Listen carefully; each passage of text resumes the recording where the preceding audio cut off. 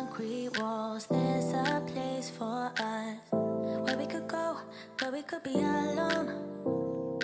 Between city lights, we don't have to hide. I wanna go, do you wanna follow?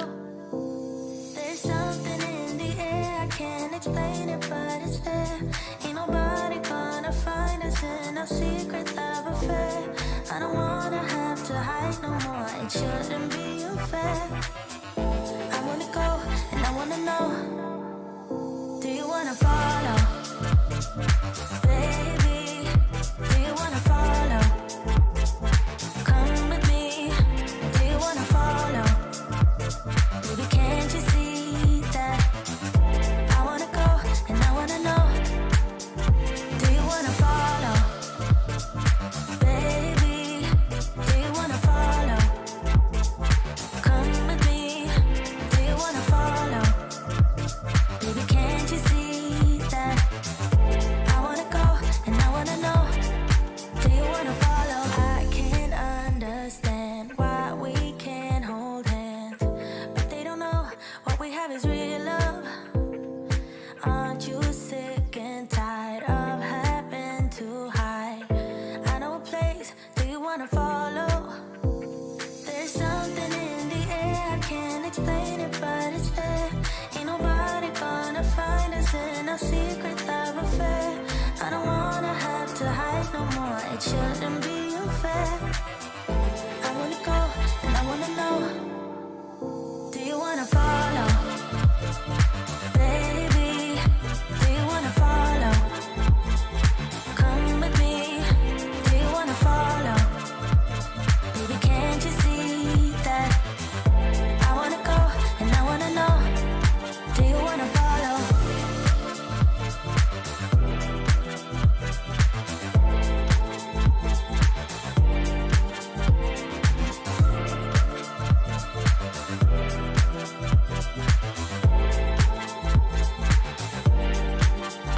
Do you wanna follow? Baby, do you wanna follow? Come with me, do you wanna follow? Baby, can't you see that? I wanna go, and I wanna know, do you wanna follow?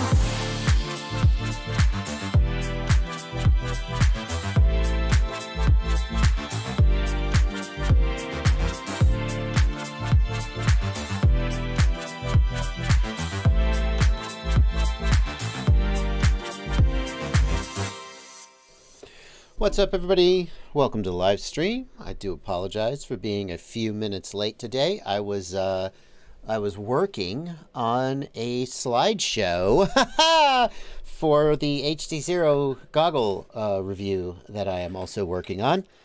And you know me, man. When I've got that PowerPoint going, the whole world disappears, and I just get lost. And just making a slide deck. So yeah. I looked up. I was like, "Oh shoot! It's 12 minutes till my live stream. I better get down there." And then I sat there and I worked on it for another like 6 minutes. So, but any video where I make a slide deck, any video where I whip out PowerPoint, boy oh howdy, you know it's going to be a doozy. So looking forward to that. Aber the Ham. I don't think I forgot announcements. Today, 1 p.m. No, I got it. I got it, baby. I got it. Good to see you, Aber. Welcome, everyone. I'm happy to be here with you. I'm happy to be here with you because it means that I'm not sick.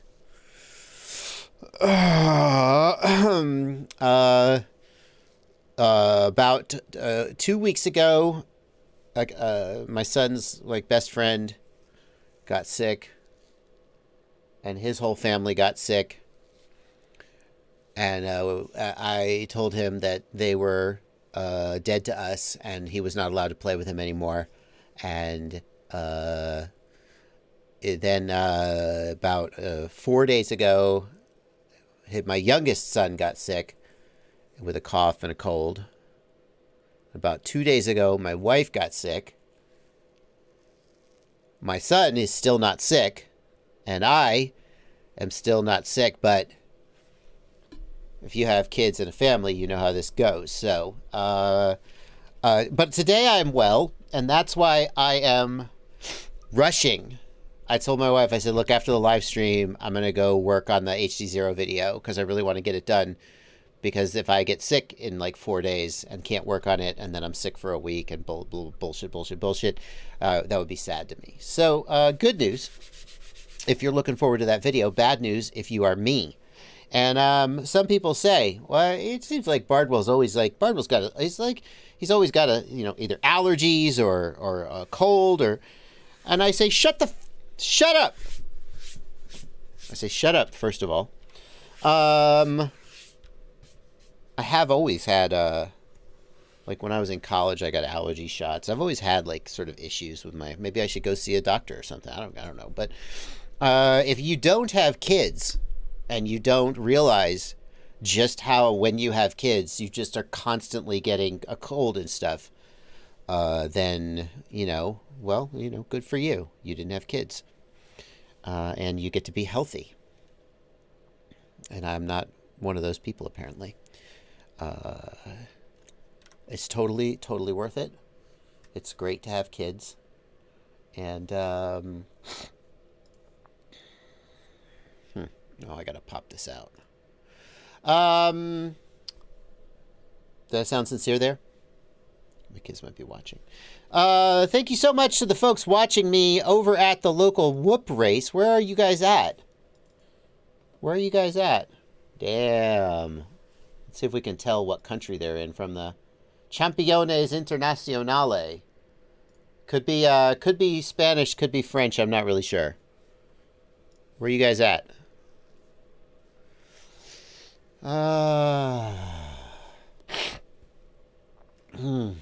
Thank you so much. Speaking of people who don't have kids and who are healthy, Mr. Steele. Now that's going to sound random. Like, why am I talking about him randomly? I'll tell you why.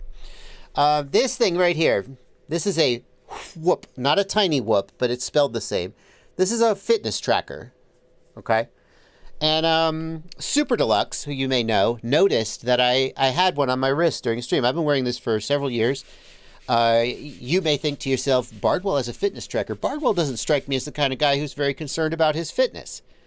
French from Montreal. Gotcha. It was French, but it was also not in France. Very nice. Hope you guys are having a good time at that whoop race. You're right. I'm not like a super fitness type guy. But I try to, at the very least, I track my sleep. I am concerned about my sleep quality, and having this damn thing tell me how little sleep I got or how shitty my sleep was, really, I don't. Then what? What do I do? I go, oh, I got 6 hours of sleep, of which 2 was restorative sleep. Cool. So I guess I'll just won't sit up on my phone for 2 hours after I lay down in bed and get to sleep at 11 o'clock instead of 1 a.m. and get 2 more hours of sleep. No, it just berates me every morning, but somehow I still wear it. I don't know why I still wear it. Anyway, if I'm just going to ignore it. But Super Deluxe said, hey, let's join up. You could have a group, like a social group on the Whoop app. And he was like, join this social group. We're going to do an FPV pilots group. I can't say no to Super Deluxe, so I joined it up. And little did I know, it was him and me and Mr. Steele. That's it. I mean, maybe he's going to get more people to invite. I'm sure he'd love to have more people there. But here's what I didn't know, is that you can see everybody in the group, the activities that they do. So like if you go jogging and the Whoop logs an activity and it's like, okay, you had such and such an exertion today from your jogging. You jogged and you lifted weights today, or you did yard work, or whatever the activity is. And you can see how much sleep they get.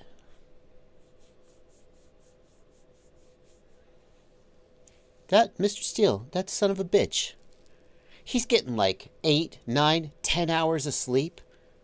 Gets up, goes rock climbing, lifts weights, goes and plays ice hockey, does something called HIIT. Like every day.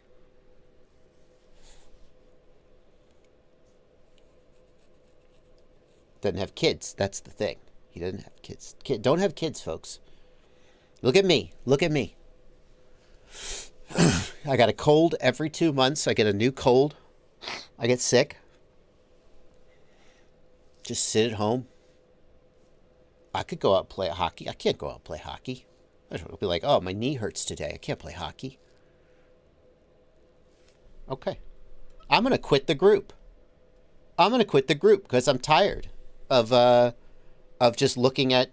now, for the record, Super Deluxe appears to be just a lazy son of a bitch. Every day. So, like, I feel good. Like, every day, Mr. Steele is at, like, 16 exertion out of 20. I'm at, like, 8. And then Super Deluxe comes in at, like, a 4. And is playing Destiny on Steam all day. And I'm like, okay. So, I guess, actually, here's what I'm going to need. I'm going to need more of you lazy fuckers to join the Whoop group. So that I look better in comparison. Because I wouldn't mind being, like, number 2. And then be like, yeah, okay, Steele beats me, but whatever. He doesn't have kids. What does he got to do with his days? But if I'm the, you know, I don't like it. I don't like it. I don't like it. I'm joking, of course. I'm joking. I should say, I actually have a lot of respect. I have a lot of respect. I'm joking about, oh, he just does it because he doesn't have kids. Obviously, there's plenty of people who have kids and still make time for their own fitness. And, you know, I don't want to, like, seem to discredit people who actually put the work in, obviously. But it's a funny bit. Yeah. Okay. Welcome to the live stream, everybody. Welcome to the live stream. Here's what's going on. I am going to be taking your questions. I'm going to be taking your questions here in the chat. I'll be taking your questions in the Discord server. Yep, taking your questions in the Discord server. I do in the summer, I exercised a lot. I was hitting like 12 to 14 exertion every day. And that's out of the way that they do the exertion scale is it's out of 20, where 20 is like you ran a marathon. It's a non-linear scale. So like if you get out of bed, you're going to hit a 5. If you got off your ass at all, you're going to hit like a 6 or an 8. If you got your heart rate up like at all, like if you just went for a 20-minute or 30-minute walk, you're going to hit like an 8 or a 9 or maybe a 10. Right? But then above like 12 or 14 or 15, now it's nonlinear and you really have to do a lot more work. So, yeah. I used to hit maybe during the summer, like I would just go out and mow the lawn for 45 minutes and that with a push mower. And that was my exercise. And I would hit 12 or 14 every day. Now that it's the winter, I just don't want to. I got to find something else that motivates me to actually want to get off my ass. Because if it's there, I'll do it. But if it's just like I have to go run for 30 minutes or whatever, I'm just like, nah, I don't want to. I get super busy. I'll just answer my emails.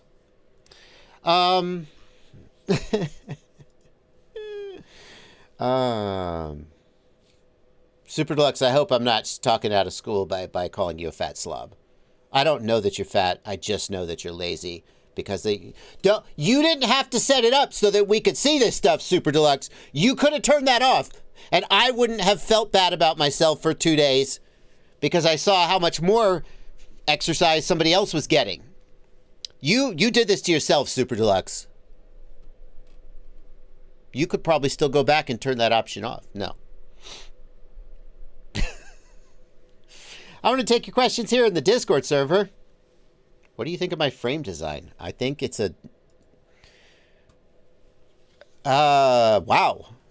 I mean, Yo Dog, I heard you liked motors. What are those? Those look like pancake. Those look like the 2004 motors. Is this for like a 4-inch or a 3-inch? Is it a 3-inch? What is it? 12 motors? Yeah, geez. What is that? What is it? I really like... Explain it to me. That's cool.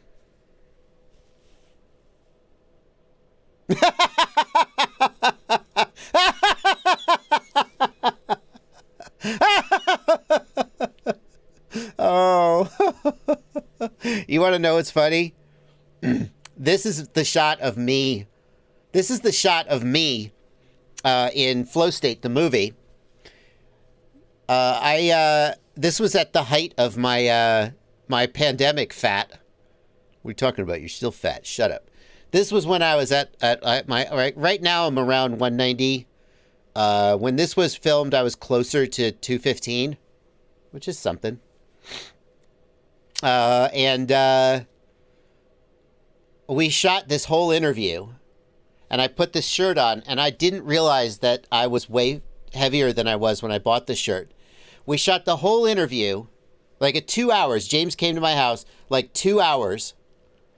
He showed me the footage, and I was like, I look really, the shirt is like really tight around my gut. And I'm sitting, and I'm kind of sitting on a stool, so my belly's sticking out. And I'm like, I really don't. And I showed it to my wife, and I was like, look, am I being oversensitive here? Or do I like look like a fat slob and I look like shit? I was like, should I abuse my role as executive producer and tell James I want to reshoot this interview? And she was like, I was like, okay, I see it. So we reshot it, and I got a bigger shirt. I'm not joking. I didn't make that's the God honest truth. Abraham, I do have a rowing machine, my friend. I do have a rowing machine. It's really nice. I do. That is one piece of exercise equipment I have. Okay. Last thing, if you want to leave a question, leave a super chat, hit the $ right here.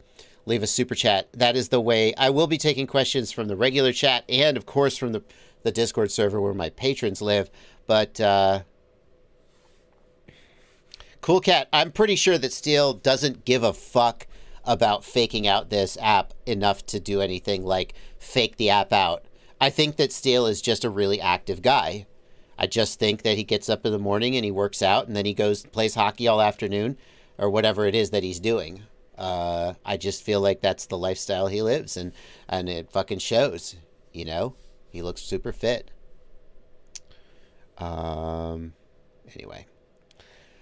Okay. So let's take some questions. We're 20 minutes in. I always start the stream with a little bit of a monologue and a story, just to, but that one went on a little longer than it could have. So, Willie wants to know. Yes, that's it, Black Jungle. You got it, buddy. That's so freaking dead on. I swear to God. Oh, I wish I had that footage somewhere. How high does the super chat pool need to get for you to show us the fat Bardwell deleted scenes? If I had the footage, I would show it right now. I don't care. I mean, it's just is what it is, but I don't have it, so I can't show it to you. What's your plan of when you'll post the HDZero goggles review on YouTube? Willie says, Willie, my goal is to finish recording it by, let's say, Tuesday. I'm going to start. I shouldn't say I'm going to start work. I've been working on the video since I got the goggles, but in this case, it means doing research and working on an outline. There are some videos where I feel comfortable just going off the cuff. And there are other videos where it's a new enough product. First of all, if I don't come up with an outline, it's going to be a 45-minute epic, and I'd like to find a way to present all the information that people need in a more cut down time in a more efficient way. So I also want to make sure that I'm getting the questions people have and not leaving out or getting technical details wrong, like I did with the effing Nirvana gimbal issue. I feel really bad about that, and taking that as a lesson to try to make sure I don't make that mistake again. So I've been working on the video in terms of prep, but actually sitting down to record, I'm going to do today, probably today and tomorrow. Tuesday, it's going to start raining, so I won't be able to fly, and that'll go through till Friday. So my goal is going to be to finish recording the video by the end of the day, Monday, and then it'll go off to editing, and perhaps it would release by the end of the week. I hope not, but I assume by the end of this next week, I will be sick. Maybe live streams, we'll see how I feel. If I don't get sick, I'll be really, really lucky because my whole family's getting sick, and I just feel like that's coming. So,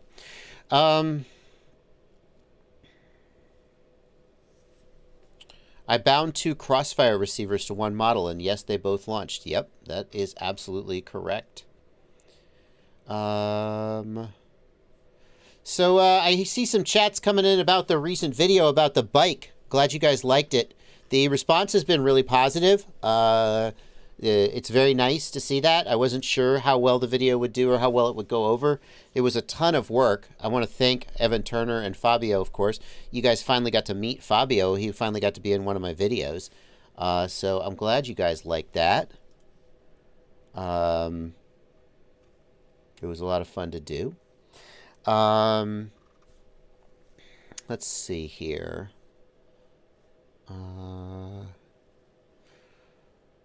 Ethan W. Ethan W. says, I got the Walk Snail VRX, put it on my SkyZone O2Os, and the high frame rate mode works. Ethan, I'm shocked at that. I can only guess that somehow SkyZone O2O, is that an OLED screen? I don't see how that screen could possibly show it, but can you, Ethan, I would love for you to test the latency if you have the means to do that, to see if you really are there, if they're really getting that 100 FPS. Fishy Soda wants to know about any drone festivals in the United States. Can you help me out? Fishy Soda, Multi-GP, Nationals, International Open is probably the biggest one. Multi-GP International Open. Multi-GP Nationals is a big one, but I think Nationals is more for if you're competing, whereas I.O., they have races at I.O., but I.O. is really just a general drone event and probably the biggest one in the USA. So that would be the one to look for. Flush FPV says, I have a quad that doesn't get the second set of startup tones. When that happens, the flight controller is not talking to the ESC. We want to check that the flight controller is powered up, first of all. Check that it has a motor protocol configured, which perhaps it doesn't if it's a brand new flash. If it's powering up and it's got a motor protocol configured, then there may be a wiring problem between the flight controller and the ESC. That's a general approach for troubleshooting that issue. We are coming up on 25 minutes into the stream. I'm going to start reading some of the super chats in just a little bit. Appreciate you guys. How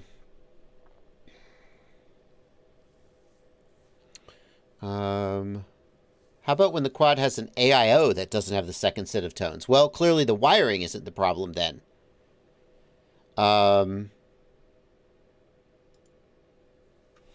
Then it's either damaged or you don't have a motor protocol selected or something's wrong with your motor outputs in the flight controller.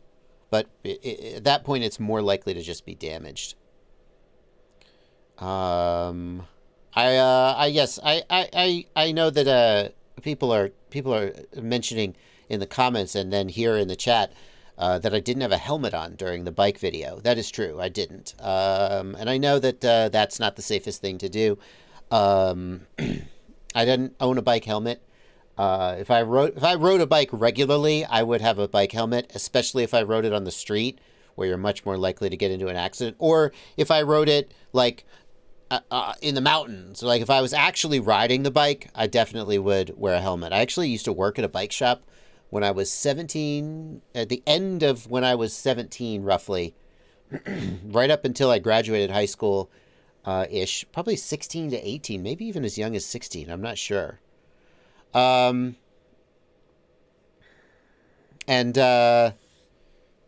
I know all about bike safety and encouraging people to wear helmets. And I was like, yeah, I just need to ride this bike up and down this one little stretch of gravel for this video. So, and then like on my street, and I didn't have a helmet. And, so yeah, you know, that was a calculated risk, but I do understand that that's not the proper practice. All right, let's read some super chats. Sean England, thank you for a $10 super chat. Thank you for putting a VTX power switch on the JBF7 V2. It is allowing me to warm up the GPS before flight without overheating the VTX. Absolutely. It's a great thing. Many people don't take advantage of it, but if you do, it's a big deal. And it's not that hard to put on the flight controller. Many of them do it. Mike Bundy, thank you for a $20 super chat. Be real. What do you know about FRIAs and CBOs? Mike Bundy, first of all, thank you for your extremely generous $20 super chat. That's very, very generous, and I really appreciate it. I'm not sure what you're implying, though. The Be Real suggests that there's something being hidden about FRIAs and CBOs, and you're trying to get me to spill the beans, but I don't know everything about, there are several CBOs currently recognized by the FAA, including the AMA, the FPV Freedom Coalition, and the Flight Test Community Association, the FTCA. There are more applications in the pipeline that have not been recognized yet, but probably will, some of them at least, if not all of them. Currently, there are applications for FRIAs that have been submitted, including mine. Currently, I think that... here's something you may not know. Dave mentioned it in our interview, but I don't. It would be very easy to have overlooked it or not recognized the significance. So right now, if you go to the FAA, let's see if we can literally do this right now. Actually, I don't want to show you guys this because don't do this. This is not right, or may be wrong. And so if you feel tempted to go do this, it might not work out how you think, okay? But I'm going to show you anyway because you're here for the live stream and you're here for content, and I want to provide interesting value, and so here we go. So here's the FAA drone zone. I can log in. Okay, fine. F you. So here, the FAA drone zone services. Oh, interesting. It went away. So here's the drone owners and pilots dashboard. Maybe they've changed it. If I hit add a service, I can add a CBO service. Now, you would do this if you were a CBO. So there's no reason for you to do this because you're not a CBO. Are you a 501c3 charitable organization? No? Then you can't be a CBO. So please don't waste anybody's time by filling this out if you are not actually fitting the requirements to be considered a CBO, okay? But if I say select CBO service, I can add that and I can apply to be a CBO and so forth. The other one is a FRIA, and this is not correct, I don't think. If I select the FRIA service and add it, then I can launch the FRIA dashboard and I can apply to be a FRIA. But here's the problem. Here's the problem. The CBOs, FPV Freedom Coalition and FTCA, they aren't sure whether this is supposed to be done through them. So right now, when you apply to be a FRIA, you submit the information to the FAA, and then you say, here's my CBO. You have to designate the CBO that you're applying under. But that information goes straight to the FAA, and FTCA, and the CBO never gets that information. And they're like, well, shouldn't that stuff come through us? If this person is operating under our safety rules, and we are sort of the shepherd of their FRIA application, shouldn't their application come through us, not through the FAA? And so that is being worked on. That's being worked on. So if you do this and you fill out an application right now, then first of all, if you are going to fill out an application, you should go through a CBO because they can tell you like the right way to fill out the application and tell you any pitfalls. The FAA will just go rejected, and you don't know why. So it's a good for you if you want a FRIA to go through a CBO, but also there may be potentially a change in the way this is handled once that gets hashed out. But that's the status for free applications now. Again, none of that matters until September 2023. So don't freak out and think that, oh, I need to get my application in. That's when it will become enforced on individual users. So we got some time to sort this out, but that is the situation. Kevin James, thanks for a $5 super chat. Hello from OKC. I assume you mean Oklahoma City and not OkCupid. Hello from OKC. Thanks for all you do. Would your JB DIY analog kit on GetFPV be able to fly 2 miles across a lake and maintain video? Let's see. 2 miles in kilometers. 3.2 kilometers. Yeah. Across a lake, there's not going to be any obstacles. I mean, I'm not going to, like, guarantee it, but yeah. The big limitation there would be battery life. You would want to use a larger battery just to make sure you have enough flight time, but I would say yes. If all you're concerned about is video, then yes. Grievo, thanks for a $10 super chat. Your vid on the e-bike shoot was great. Question for your editor. Did he export the real steady footage at a zoomed out advanced lens setting so he could crop in later? The final edit looked different from his screen capture. I can try to ask him that. He's probably up right now. He is, of course, in a different time zone, but it's early in the day. Let me send him this question and see. I wish that he could have done. He might be. I haven't seen him in the stream. He sometimes shows up in the stream. I wish he could have done a much more detailed edit of his process. Like, I told him, look, I want the total video to be about 20 minutes. So your section probably needs to be about 5 to 7 minutes, which he has to have done just hours and hours of work on it. I wish he could have done a more detailed edit, but I don't want to ask him. It was already a ton of work for him to actually make the video, to then ask him on top of that to record a section talking about his process. I was just like, okay, it's good, it's good. Grievo, again, thank you for the super chat. I will let you know if he responds. Zen Shoot, thanks for €5. Have you flown the Skylight from Rotor Riot? How does it fly? What kind of upgrades would you suggest? Zen Shoot, let's put that up on screen.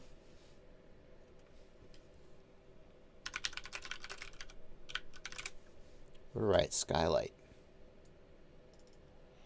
So I flew the Skylight. The Rotor Riot sent me a Skylight with the original HDZero release.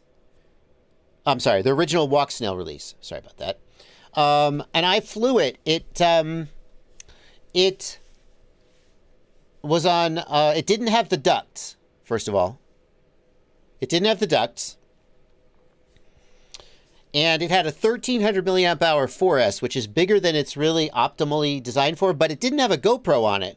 So I think the flight weight was actually less than it would be flying if it had a full-size GoPro on it. I didn't think it flew great. I didn't think it flew great. I mean, I flew it more like an acro drone because I was trying to demonstrate the VTX.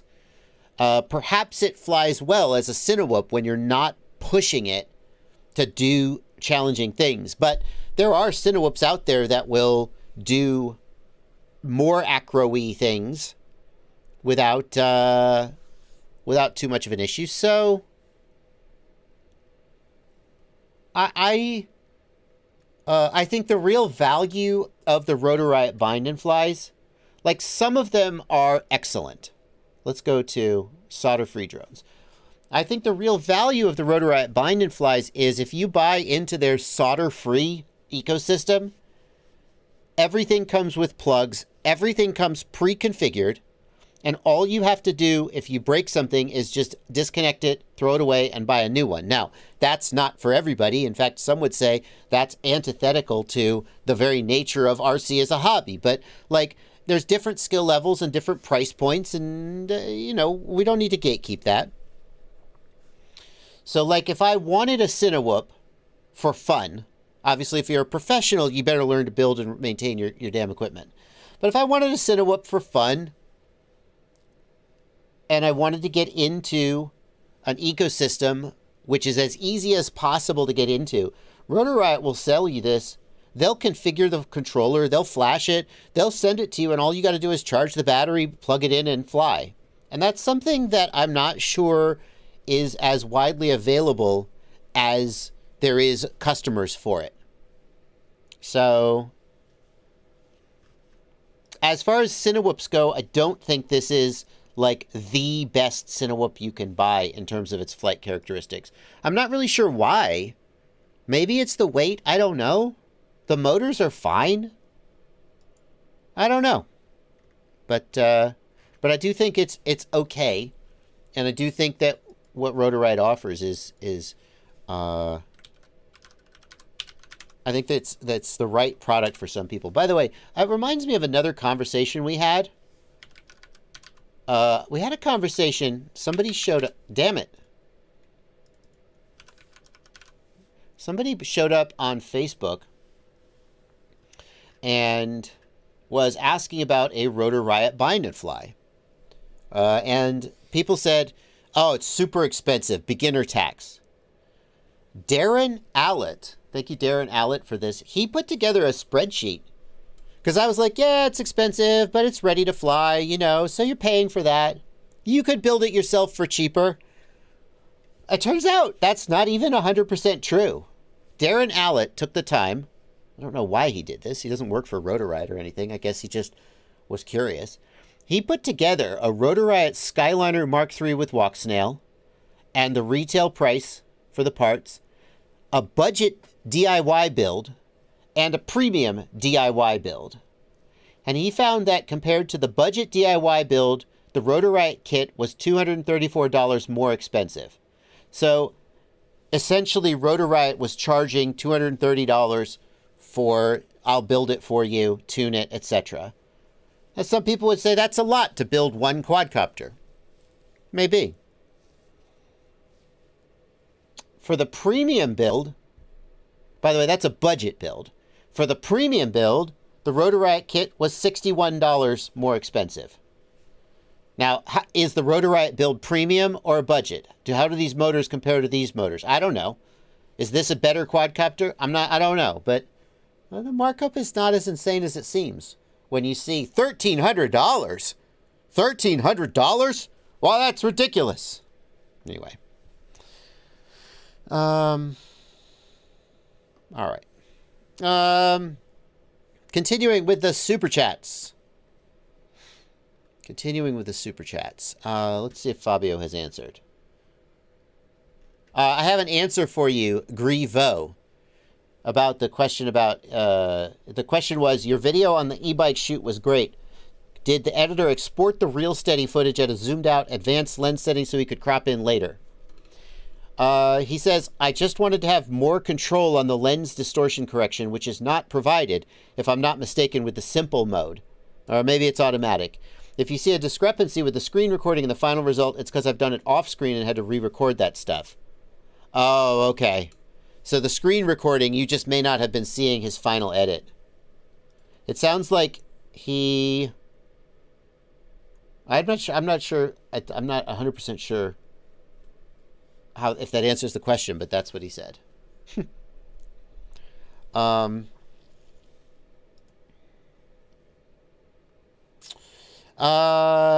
Chemical Waffle, thanks for a $5 super chat. I have a Vista that I crashed pretty hard. Now it's freezing frequently. I have replaced the camera, MIPI, and cap with no luck. Did I kill it? It's pretty hard to kill a Vista, to be honest with you. I would check the power. Maybe the flight controller, if it's connected to a regulator, connect it directly to VBAT, assuming your VBAT is between 2S and 6S. Connect the Vista directly to VBAT, see if that fixes the problem. If so, that tells you that your voltage regulator is the issue. Caleb Greffe, thanks for a $10 super chat. This is a shout-out request. I'd love to purchase dead electronics, ESCs, and flight controllers. Anyone interested, please DM me. Okay, well, Caleb, for $10, I'm going to read your super chat. I would like to be very clear that I am not personally endorsing Caleb. If he gets you to send him your stuff and then blocks you on Facebook and doesn't send you any money, that's not on me. But Caleb Griff would like to buy your used or dead. He's looking for dead. So he's probably wanting to repair stuff. Probably not that much. If he was trying to rip people off, he probably wouldn't be asking for dead stuff. So it's probably fine. But dead electronics ESC's flight controllers. How could they DM you, Caleb? Like on YouTube? Anyway, I read the super chat. That's fine. Rick James 1811, I see your comment there. With WTFOS, I always lose my OSD when switching between the O3 unit and my Flywood Nano 2S. Why? Rick, I don't think WTFOS should have anything to do with this. When you switch from, well, maybe not. So Rick, here's the thing. WTFOS is only relevant if you have a Vista or Air unit, the V2 generation of video transmitters, and you have not updated them to firmware 01.01.0000. Okay? So there is a line in time when you take your Vista video transmitter and you update it to firmware 01.01.0000, that Vista now acts like an O3 Air unit. Now, it doesn't have 1080p, like it doesn't have the full performance of the Air unit, but in terms of how the goggles perceive it, they perceive it as being in the generation of an O3 Air unit. And what that means is that WTFOS doesn't apply. WTFOS only applies when you are in the digital drone system, the digital FPV system. There we go. Mode. When you switch the goggles to O3 mode, WTFOS is not having any effect anymore. So you say with WTFOS, I lose my OSD when I switch between the O3 unit and my Flywood Nano. I'm going to assume the Flywood Nano has a Vista on it.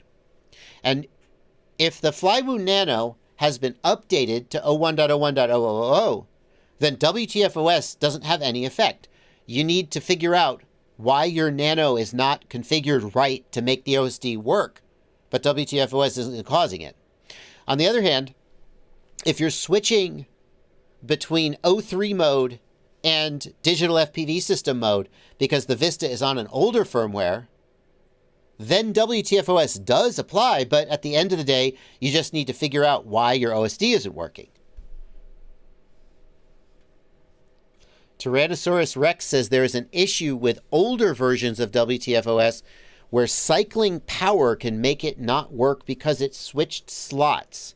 What's the fix for that, Tyrannosaurus? Update to a newer version of WTFOS? Yeah, if you're not on the latest version, Rick James, then you should probably update to the latest version of WTFOS.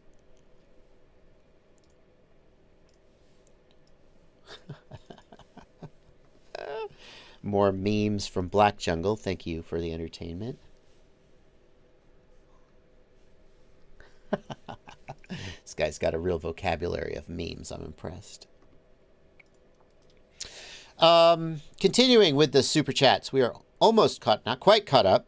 We're almost caught up. Static Motion says, thank you for $5, Static Motion. My O3 unit doesn't seem to get the same flawless signal as my Vista. Breaks up way more. Why? I'm using the V2 goggle camset 4K 120, but doesn't seem to be better. First of all, if you're using 4K 120, your latency is shit. Your latency is actually I think it's 60 FPS latency, and it's really bad. So if you absolutely need 4K 120 recording on board, then okay. But you totally should be using either 4K 100 or if you want 4.3, 2.7K 100. Okay? For that. As far as breakup goes, the O3 should have very good range and so forth. One thing you could try to do, Static Motion, is put it in manual mode. If it's in auto mode, then it will automatically change channel and frequency and bandwidth depending on what it perceives happening in the environment around it, which is good because it avoids interference with other devices. But you could manually set it to 40 megahertz and manually pick the channel and see if that helps. John Goblin, 4K 120 is not the same latency as a Vista. Think about it. When DJI first released the system, it had 4K 100. Why didn't it have 4K 120? Well, part of the reason is that the screens only go up to 100 FPS. The screens still can't do 120 FPS. So when they released 4K 120 mode, how are you going to display a 120 FPS signal on a screen that only goes up to 100 FPS? And the answer is, well, you might think, well, I'll only show the first 10 frames and drop the last 2. So that I'll show 10 out of every 12 frames. Well, that's going to create stuttering. What if I show 5 out of every 6 frames? I just drop the 6th frame, and that'll bring the frame rate down to 100 FPS. That would work, but that again would create stuttering. It's not good. When you do frame rate conversions, it's very bad when the frame rate conversion is not an even divisor or multiple of the source frame rate. So if we're starting at 120 FPS, what they do is they divide it by 2. Now, that's a good point. Everything I'm saying here is talking about the goggles 2. If you have the V2 goggles, then you can actually do 120 FPS. Yes, I apologize. Okay, so I hope everyone stuck around to the end of this rant, because now we acknowledge the assumption I made at the beginning that I didn't realize I was making, and that changes everything.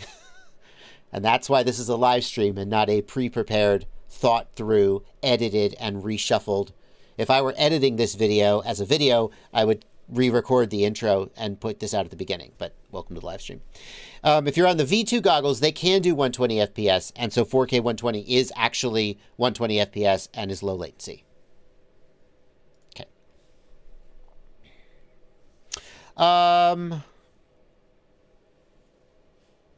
As far as why your video range is bad, static motion, I would try manually assigning the channel and bandwidth and see what happens. David Heinmiller, thanks for a $5 super chat. Any way to protect lipos from a crash? Are there hard case lipos for 5-inch quads? David, there are not hard case lipos for 5-inch quads, not commonly. And the reason for that is that the same crash that destroys your lipo will also destroy a hard case. I mean, probably a hard case lipo would be a little bit more protected, but there's a certain velocity that freestyle and racing drones go where they're going so fast they're just going to explode whatever they hit, and putting a case on it just adds weight without significantly protecting it. So that's I think people are super concerned about weight, and as far as durability goes, it doesn't seem like, given the way that a lot of freestyle and racing drones crash, that adding a hard case would add much durability. That's my take on it. Some people will cut a thick bicycle inner tube and put it around the battery to add a little bit of padding. That is a thing that you could do.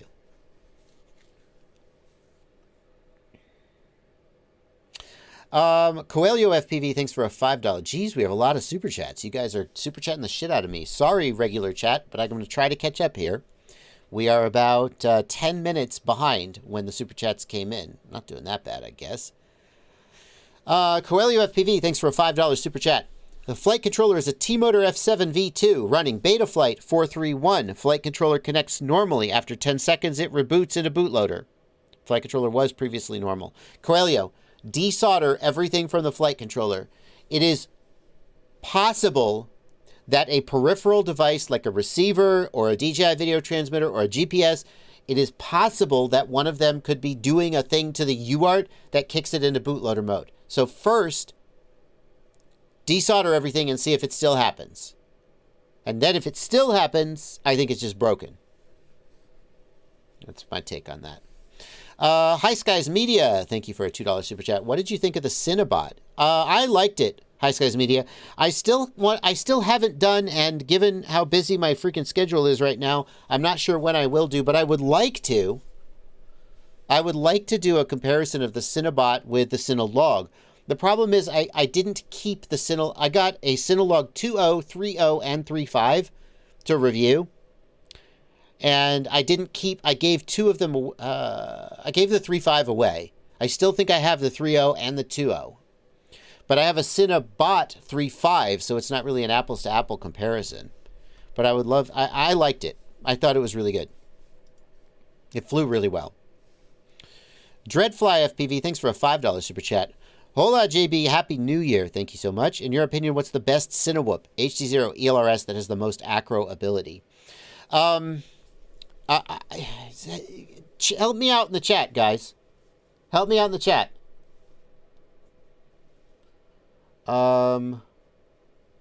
Because I don't know a Cinewhoop that has HDZero on board. I don't think there's going to be a lot of them. Chat, what is a bind and fly Cinewhoop that can be ordered with HDZero on board? Is there one? I wouldn't be surprised if there was one. Can the Rotor Riot, will Rotor Riot do it? Have they given up on HDZero yet? Or are they still supporting it? I'm not trying to say that I'm sorry. People are going to think I'm speaking as like an employee of Rotor Riot. Wait, Rotor Riot's given up on HDZero? I just mean like Rotor Riot had a period where they were like all in on HDZero. And now Walksnail's here, and I'm not saying, I'm just saying. Okay, nope. Cannot order with HDZero anymore. Oh well. There once was a time where we would have been able to. I'm being told that the Foxier Foxwhoop can be ordered with HDZero. Well, given how probably few HDZero bind and flies there are, especially, there are a lot of micros, but especially as you get to larger sizes, I think there's fewer selection. Check out the Foxier Foxwhoop, I suppose.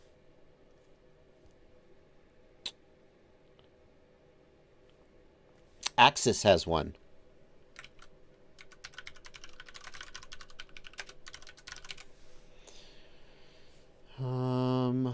Can Axis flying... The Axis flying Cineon? Runcam Link, no. Foxier Foxwhoop. Axis Blue Cat C35? Runcam, Analog. Beta FPV 95X comes with HDZero. I am not super excited to recommend a Beta FPV product because of their inconsistent build quality. I should say, speaking of Beta FPV, I got an email from Beta FPV recently, and I'm not going to read you the whole email, but basically it said, hey, we noticed, they didn't say this part, this is reading between the lines. We noticed that you're not impressed with our products lately.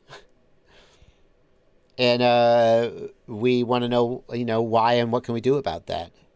And I said, Beta FPV makes innovative products that meet customers' needs.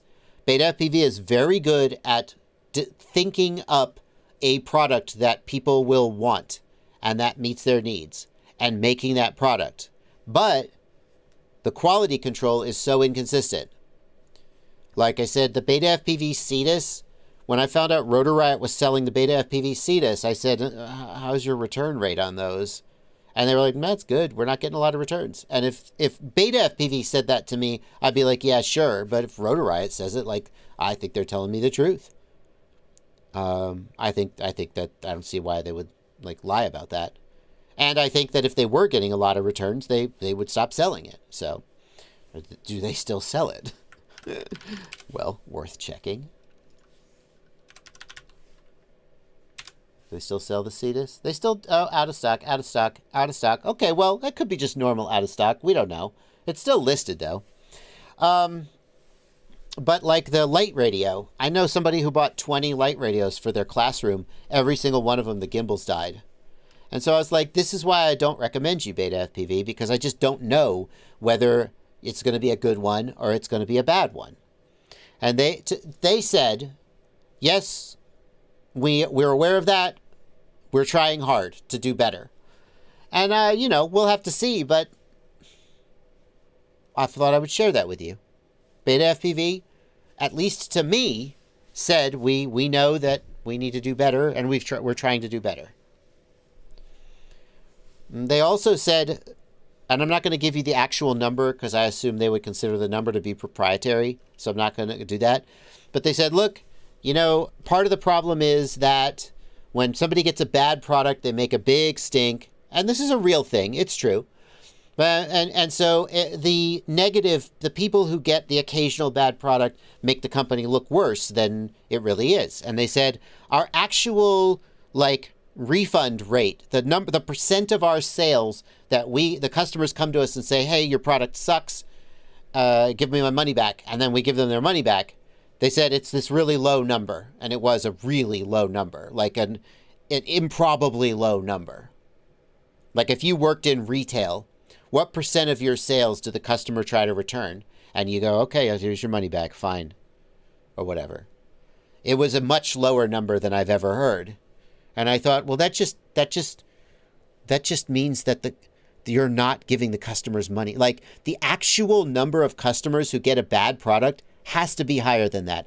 Even if you were the best company in the world, the number of sales where the customer wants their money back because their product didn't work or something, it would have to be higher than that. Okay? Like the lemon rate on new Toyotas is higher than this number that they quoted me.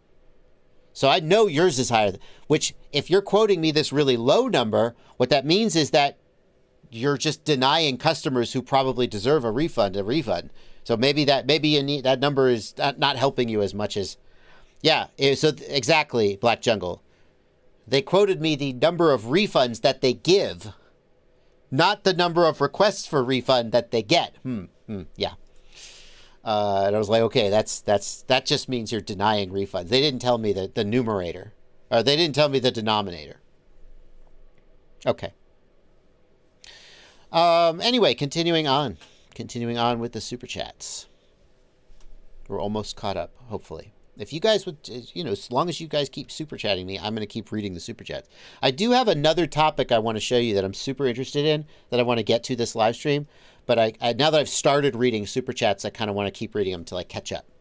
So, apologies to the folks in the regular chat that I'm not reading as many of your questions as you would hope. 10 Fantic says the Tango 3 has leaked. 10 Fantic, guys in the Discord, where has the Tango 3 leaked? I want to know more about that. Schmatz FPV, I cannot share my PIDs from the Catalyst Machine Works 9-inch because I don't have it anymore. It's whatever PIDs Catalyst sent it to me with, though. I let them tune it.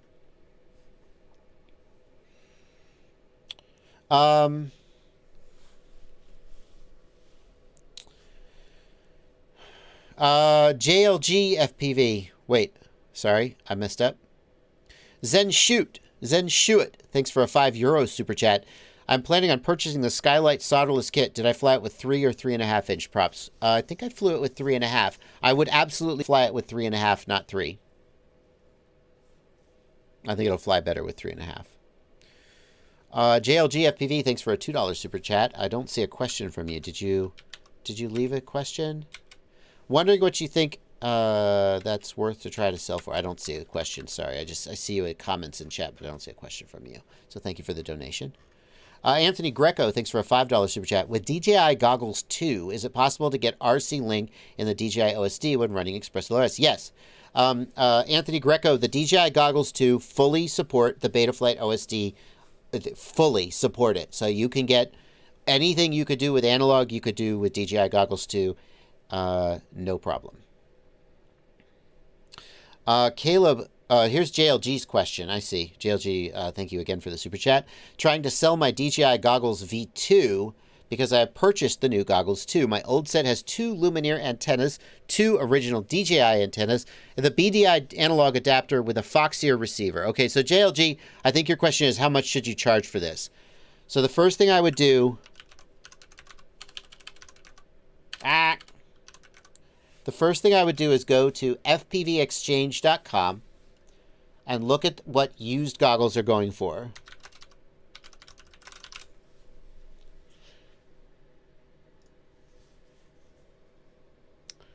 So here we got one, $340 good. That's his asking, by the way. I don't know if we can see the actual sold prices. $340 good. What's it come with? Yeah. It got antennas, got crystal antennas, crystal on the front. No analog adapter. 350, 350.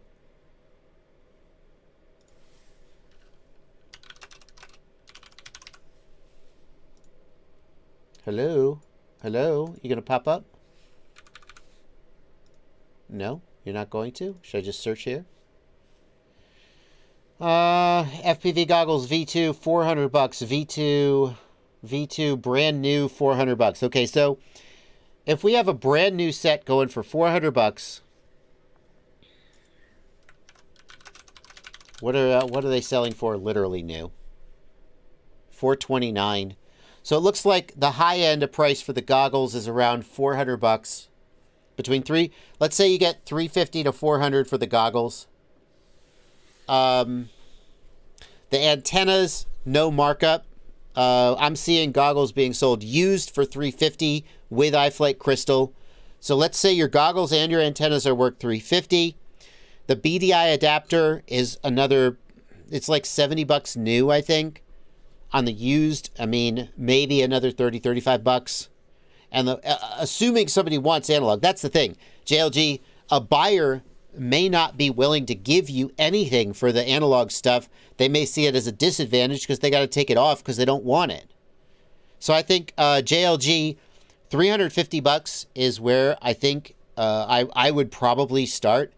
The Foxier analog receiver, I mean, if it's not a rapid fire or a fusion, I just wouldn't even pay you a dime for it used. I'd say take it out and leave it. I don't want it. In fact, some buyers will just say, take the analog adapter off, put the original faceplate on it, please. I don't want it. So if you find a buyer who wants the analog stuff, you might be able to get another 20 or 30 bucks, in my opinion. But I think I would probably, if it was me, I'd be like, you know what? I just want to sell the damn thing. And I would put it up for 350 bucks and be happy if I got 350 and somebody didn't try and talk me down from 350. If you want to sell them for 350, ask 375 and see. But if I could get a brand new set for 400 plus, okay, 450-ish with the antennas, maybe. Yeah. That's I think what I would say.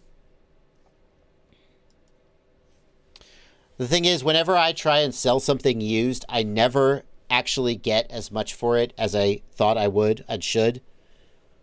So I think 350 feels like it ought to be low, but actually it may be high.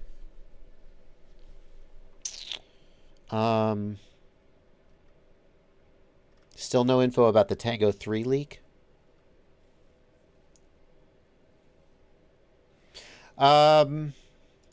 Continuing with the super chats.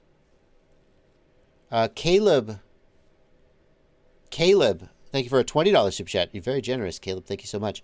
Is Snowp5429 on the Discord who is buying dead electronics. Caleb, why don't you put on my Discord server, there is a buy-sell trade. Caleb, why don't you put a post up on buy-sell trade? Wait, where's the marketplace? Marketplace US, that's it.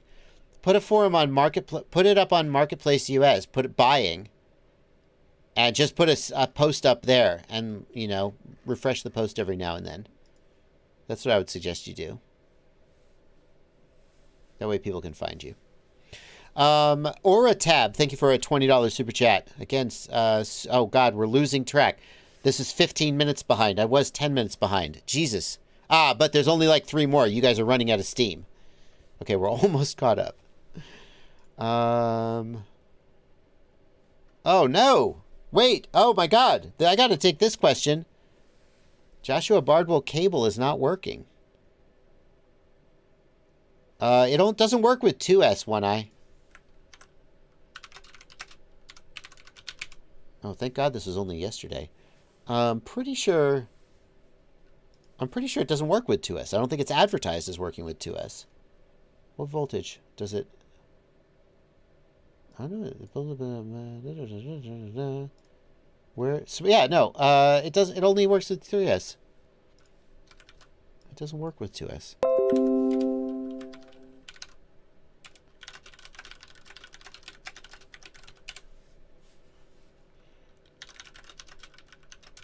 It does seem like it ought to just pass through 2S voltage, doesn't it? It doesn't, though. Also, with 2S, the amps would go way higher. That's a good point.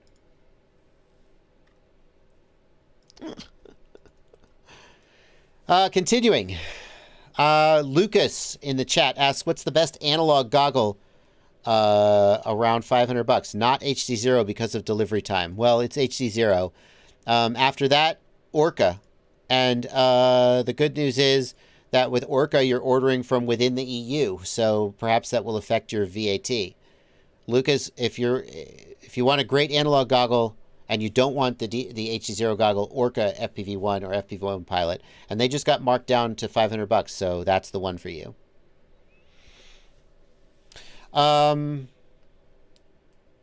Aura Tab, thanks for a $20 super chat. If after rooting and installing WTFOS, you get everything working, and then when going back to the DJI FPV drone, you're asked to update your goggle firmware, and you update, do you need to reinstall WTFOS? Yeah. Aura Tab, I'm not 100% sure, but every time I have updated my DJI firmware, it wipes WTFOS. But the goggles are still rooted, and you can still reinstall it. So the order of operations should be, number 1, root the goggles.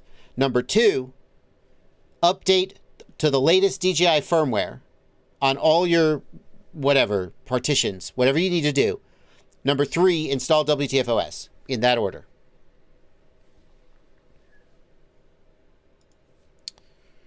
Baldman FPV thinks the Skyzone O4X are better than the Orcas because of their larger FOV. You're not wrong. I personally prefer the Orcas. I think it's a more polished interface and a more capable goggle, but the Skyzone are good too. That's not true. That's true. That's not wrong. I personally fly the Orcas more than the Skyzones, but part of that's because the Skyzone module, that's why I left Skyzone. Oh, yeah. I had the Skyzones as my daily for a very short period of time, and the frickin' problems with their frickin' analog module drove me away. Now they fixed it. Maybe now you can put a rapid fire in the Skyzone O4X, but it requires some modification to the case, and it's not ideal. So I just switched to Orcas and was like, screw it. The O4Xs are also very good. I fly analog sometimes. Shut up.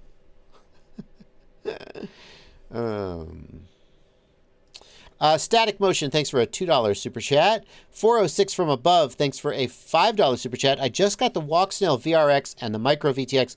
What are good flight controller stacks for my first HD build, or will my SpeedyBee V3 work? SpeedyBee V3 will totally work. Now, I don't think it'll literally just plug into the Micro VTX. You will have to solder it up, but that's not the end of the world. I don't know of any flight controllers that have a plug for the Micro VTX at this time. So just solder it up. It's not a big deal. JLG FPV, thanks for a $2 super chat. Thank you. I'll shoot for around $350. Good luck. Here's the thing, JLG FPV. Now, I don't know how true this is for FPV stuff, but like if I'm trying to sell a freaking lawnmower or something, or I put the ad up on Facebook Marketplace. If in one day, in 24 hours, I don't get a response at all, price is too high. That's my opinion.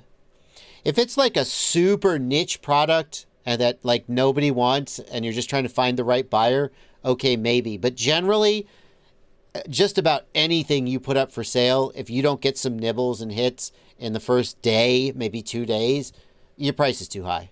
That's my take. I just lower the price. By the same token, if you post it and you get like 5 responses in the first day, your price is too low. And then you got to decide if you're going to stick with it. Coelho FPV, thanks for a $10 super chat. This will be the last super chat for now. We'll read more before the end of the stream. I unplugged the GPS. The problem is gone. GPS on UART 3. Do you think moving to UART 4 would fix it? Coelho, I don't know. You just have to try. I couldn't say for sure. Okay, we are caught up on super chats.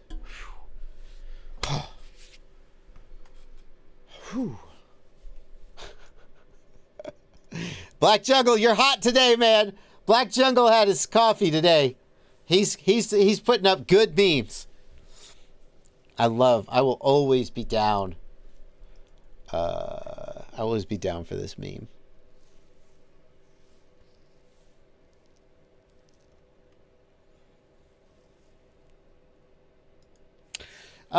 Here's what I want to show you. Okay, here's the next thing I want to show you. This is so gat dang cool. Hang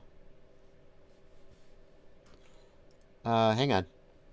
I actually haven't run this program on this computer before. I hope it doesn't like barf or mess something up. No, shut up. Where is it? Latency is the topic of the day. All right, don't kill my live stream. Okay, we're looking good.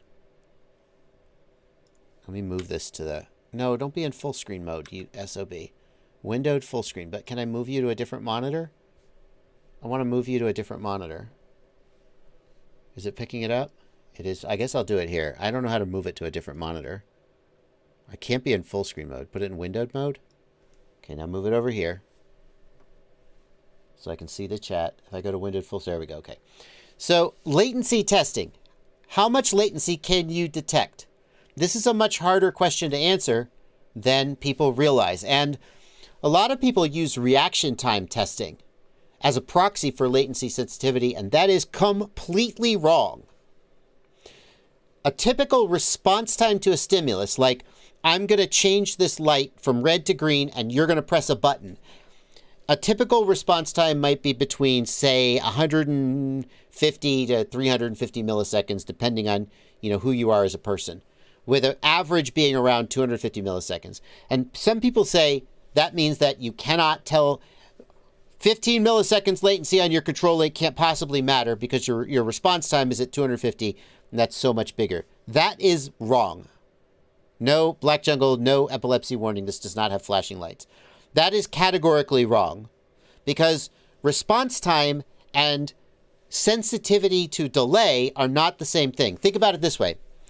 If you're watching audio, if you're watching a movie on your Bluetooth speakers and the audio is 100 milliseconds late because of the Bluetooth speakers, can you tell? Yup. So we're sensitive to latency in different ways, and response time is not a good proxy for latency. Thank you to Ryan Quellet for telling me about this program. Now, hang on, I got to check this here. I don't know why I can't get 1,000 frames per second. I don't know why I'm only hitting 470 frames per second because I have a frickin' 3080 graphics card. Maybe it's because I'm streaming and it's using my processor. But I'm going to demonstrate anyway. So what this does is I'm going to move my mouse left and right on the table. And when I move my mouse left and right on the table, hang on, I got to turn off my screen so you can see the results. When I move my mouse left and right on the table, the line is going to move left and right. Now, between A and B, one of them has, do you see up in the upper left, lag high is 30 milliseconds? Oh, the upper left? One of them has 30 milliseconds of lag, and one of them has no lag. And it's my job to figure out which it is. I'm going to do this right now here on the chat. Technically, if I'm not getting 1,000 frames per second, I have no idea why I'm not getting 1,000 frames per second. I really should be. I'm so confused. This computer should be able to do it. But anyway, technically, if I'm not getting 1,000 frames per second, it's not as precise as it could be. So let's see here. So I find the best thing to do is to just kind of twitch it. Now, okay, it's B. Boom, got it right. Okay, now that could be just random luck. Let's do a few more.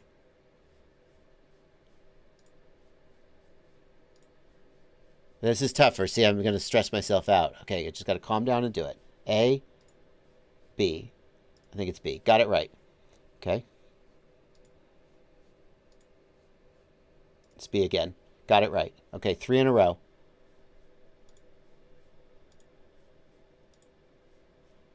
Oof. I'm stressing myself out because I got 3 in a row right, and I know you guys are watching me. I think it's A that time. 4 in a row. Got it. B for sure. Got it.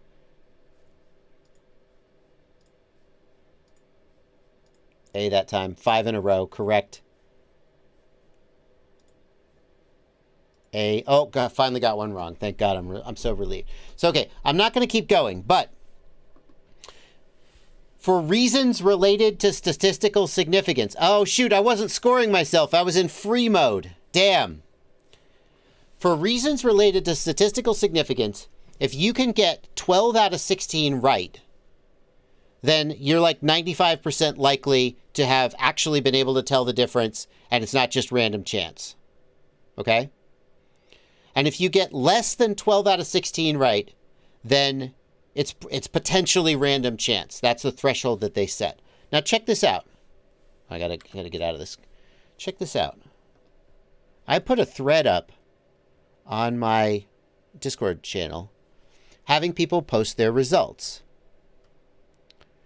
Look at this. This guy was able to differentiate 20 milliseconds of lag 15 out of 16 times. Hello. 15 milliseconds of lag, not quite. So his latency threshold is between 15 and 20 milliseconds where he can't tell the difference.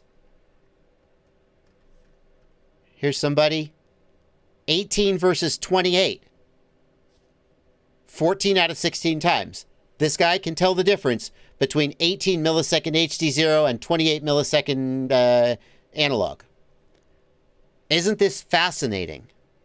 Isn't this freaking fascinating? So it's called Latency Split Test by Aperture Grill. There is a YouTube video about how to use it and how it works and why it works how it works if you're interested. You need to get 1,000 FPS. If you're only, see here in the upper right here, I can't point to it with my mouse. In the upper right, you see it says 2 milliseconds? If that number, that's the precision of the test. So if you're not getting a high enough frame rate, then the test is not as precise as it needs to be. With 2 milliseconds of precision, I think it's okay.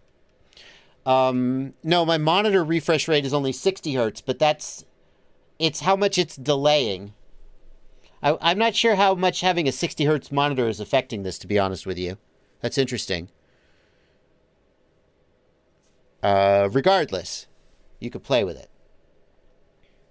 This is fascinating because this is showing, like I took the test where I flew a drone at 50 hertz and I flew a drone at 250 hertz and I couldn't tell the difference.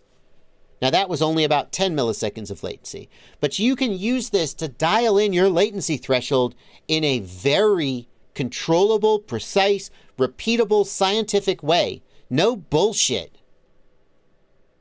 And if you take this test and you set that to so let's say 15 milliseconds versus 25 milliseconds, and you get it right 12 out of 16 times or more, then you could say, I could tell the difference, potentially, between analog or HDZero and DJI video latency. But if you take that test, and I haven't actually done this enough to dial in the threshold, if you take that test and you can't tell the difference between 20 and 40 milliseconds, right? And most people probably will be able to do that. That's actually easier than you might think. Then you could just STFU about latency. I will be doing this. I will be publishing my results. And I will be taking this into account in the future when I review products where the latency is relevant. You may notice that a long time ago when I first reviewed DJI cameras, I thought I could feel the difference between 25 milliseconds low latency and 35 milliseconds, 60 FPS. And I stopped saying that because I started to doubt that that was not just placebo. Well, if I can pass this test, then I could go back to saying I can feel the difference. Anyway, I'll be making a video about it, of course. This is fascinating, and I wanted to share that with you guys.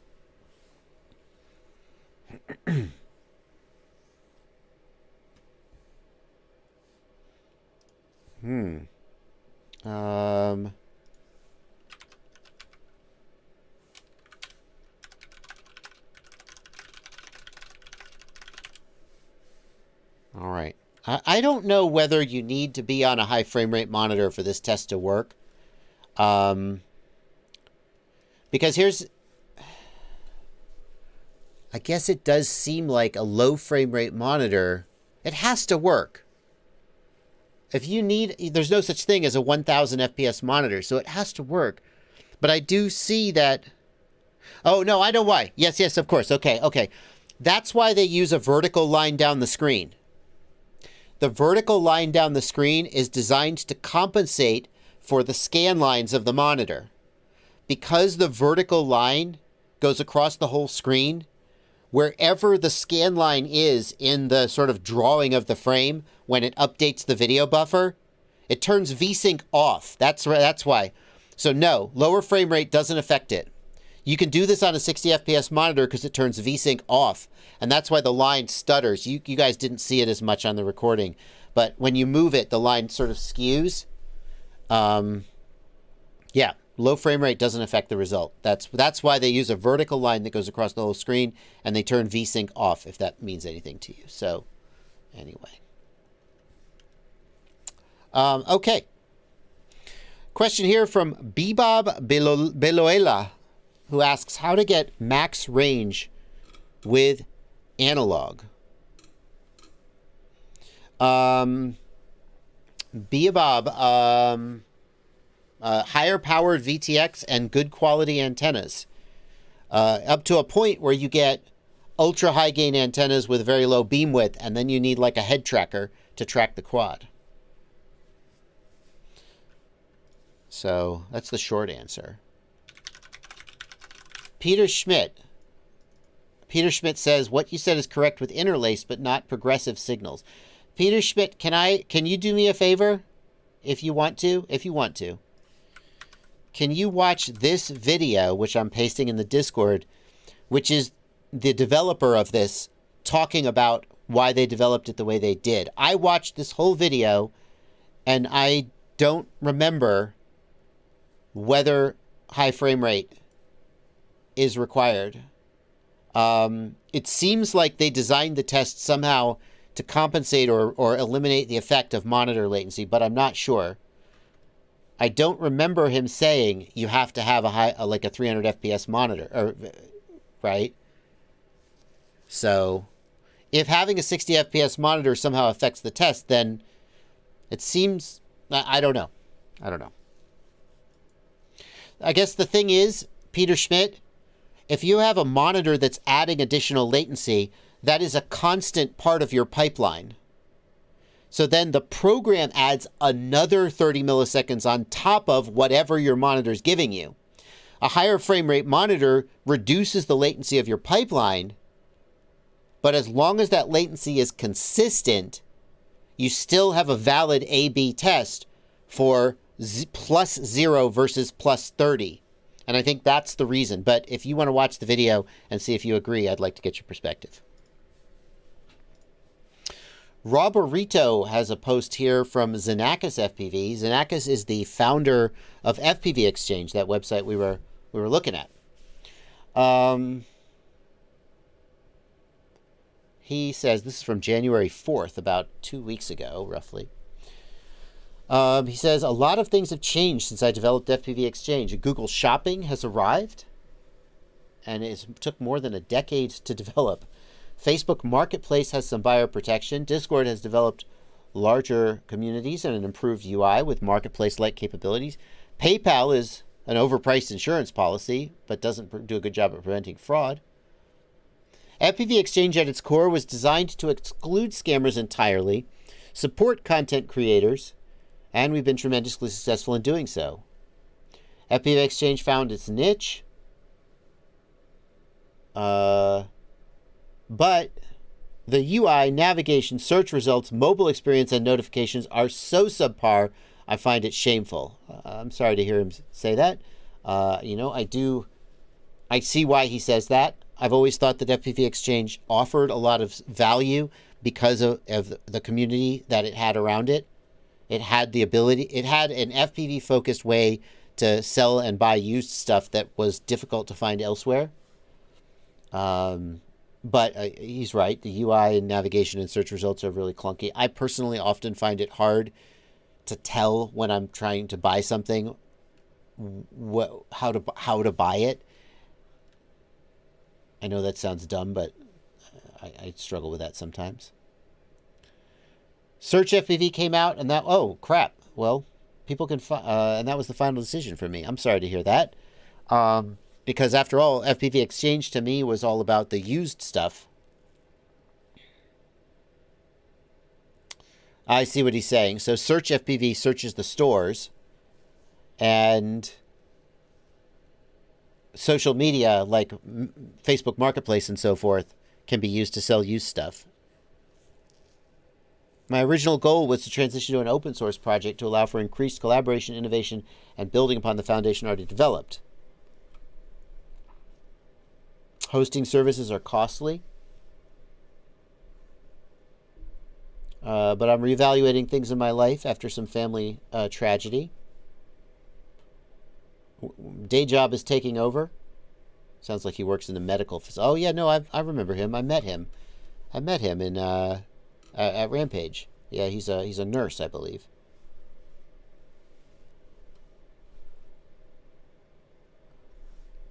And he's not able to get out to fly because he's working his ass off on the website.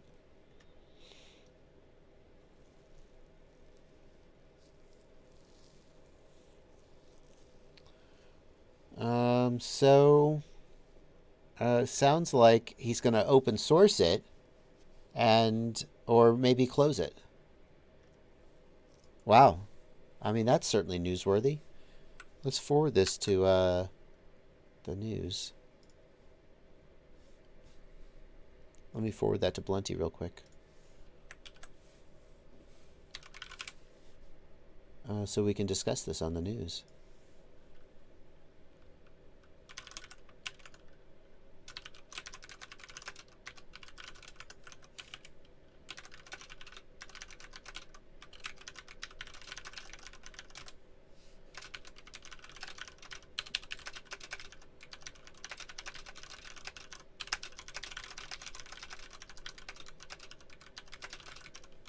Okay, we'll follow up on that.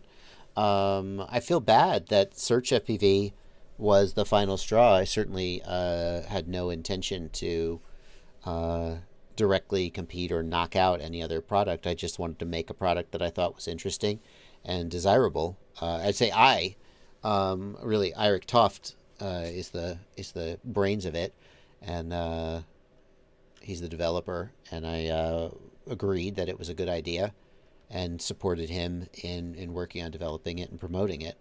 I also, he's an ER, I apologize, he is an ER doc, not a nurse. I certainly wouldn't want to insult a doctor by calling them a nurse. Shit, now I've insulted nurses by suggesting that they're less than doctors. I have really screwed up here. I always thought if I got canceled, it'd be for saying the F word or something silly like that.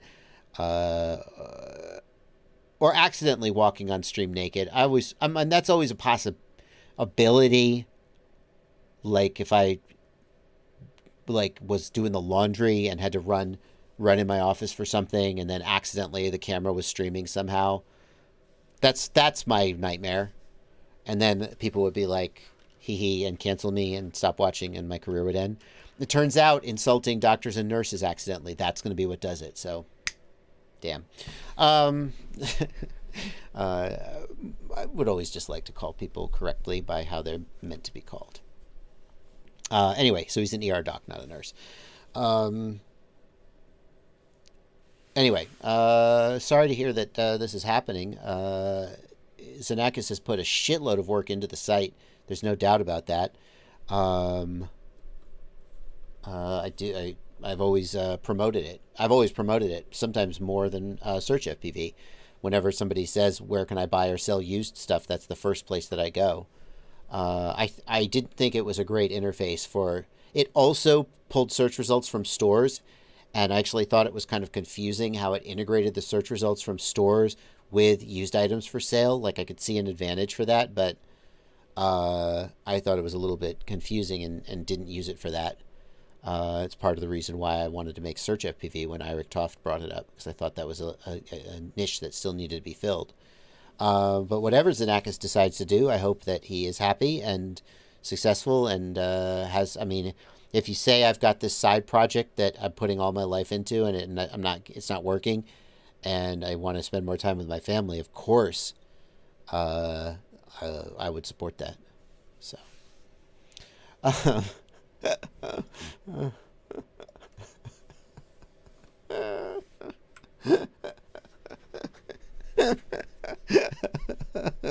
Black Jungle, you're knocking him out of the park tonight, my friend.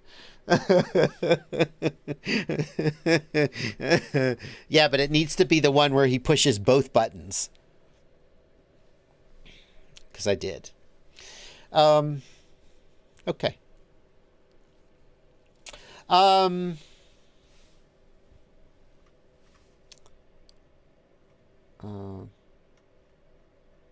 Next, he's going to make a comment about ambulance drivers. No, sir. No, sir. Well, we're backing slowly away from this one.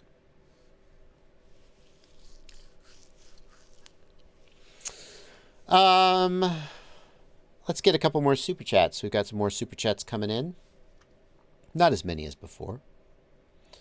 Somebody in the chat is trying to get me to promote Search FPV. I think it would be really tasteless to have read a big story about FPV Exchange potentially shutting down or changing owners, in part because of Search FPV, and then to go on and promote Search FPV. So I think it's not the right time to try to promote that. Here we go. Now that's it. I mean, it really, yeah, that's really on the ball. Except here's what we could do, though. You know, typical customer doesn't know what he wants. We really need to have this bottom frame with this top frame to accurately capture what happened on the live stream. Right? I did both things, and then I went, oh, shit. I mean, that's it. You don't need to do that, Black Jungle. It doesn't matter. We're never going to think of this again, probably, but that's actually, I think, how I would make it if I, just. The infrastructure for his site has a lot of cool capabilities. If he open sourced it, it could be very cool.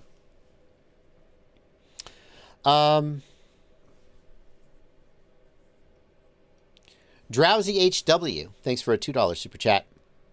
Reckon 5 or Nazgul 5? Reckon 5 is like, I think Reckon is not really freestyle-y. It's more lightweight, long-rangey. So the Reckon 5 is a lightweight, longer flight time cruiser that probably can freestyle, but when you crash it, it's not going to be as durable. Whereas the Nazgul 5 is going to have shorter flight time, probably better performance, and be more durable. So it's a question just of what you want to do with it. That's how I would pick that, Drowsy HW. Thank you for the super chat. Vice versa FPV, thanks for 249 euros. Can my Tyrannus X9D SE handle 1000 hertz? I don't know the answer to that. Vice versa. When you set the module to 1000 hertz, look in the model setup screen. On recent versions of EdgeTX, it shows the baud rate and the number of errors. If it has a bunch of errors, then it's not handling it. So here's what you do. Number 1, set the ExpressLRS module to 1000 hertz. Okay? Number 2, go into the model setup and look and see if there's errors. If there are a bunch of errors, increase the baud rate. If you increase the baud rate all the way up, I think the maximum is like 5.25 megabaud, and you still get a shitload of errors, it's not going to work. You need to take the module back down from 1000 hertz. Okay? So then go back into the Lua script. How are you going to load the Lua script if you're getting errors? I'm not sure about that. Go back into the Lua script, take the module back down from 1000 hertz, take it down and see what works. That's the answer. I don't know the answer off the top of my head. Can anybody answer that question in the chat or the Discord? Can the Tyrannus X9D handle 1000 hertz? Patrick Olson, thanks for a $10 super chat. Just a sticker, no question. Thank you, Patrick, for the donation. Dan Navarro, thank you for a $5 super chat. Thoughts on the SpeedyBee stacks? They're fantastic. The SpeedyBee F405 is the best value in FPV, flight controller, and ESC today. Is it the best? Frankly, as flight controllers go, it's pretty gosh dang solid. There isn't a lot you could want from a flight controller that even the F4 version of the SpeedyBee doesn't have. Like, it's hard to justify buying any flight controller, even mine. Even mine. Sorry, just it's true. Truth is truth. Like, I'll go buy my flight controller. I get money when you buy it, and I like money. But the SpeedyBee F405, like, what doesn't it have?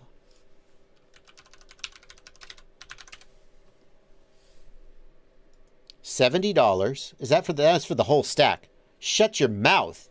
$70 for the whole stack. Right? You paid $70 for a whole flight controller. You're telling me I get a flight controller and an ESC for $70? What is it? 2019? I don't know how they do this. And it's got everything. Like, normally with an F405, the problem you would have is that there would be all kinds of fuckery with the UARTs. With inversion and S-bus and UARTs. Nope.